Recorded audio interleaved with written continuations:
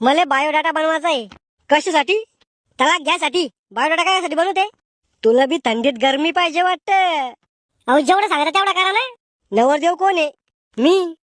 नाव सांगतो, श्यामराव शेणफळ आंधळे. आंधळे काही आडनाव आहे.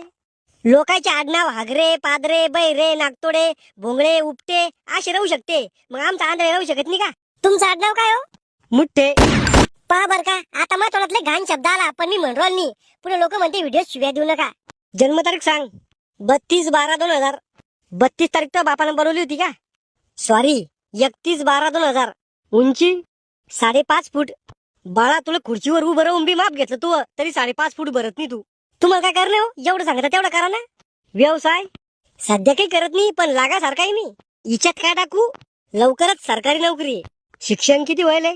BSc फायनल डिग्री माझ्याकडे. नटाची डिग्री का? मजाक चालू किट. 15वी सायन्स पास आहे मी. सायन्सचा विद्यार्थी तू आहे ना? सांग बर का, रातचे कुत्रे कोण इवळते? गावात कोणी मरणार असलं तेव्हा कुत्रे इवळते. वा रे वा, सायन्सचा विद्यार्थी. कॉपी सेंटर होतं वाटतं.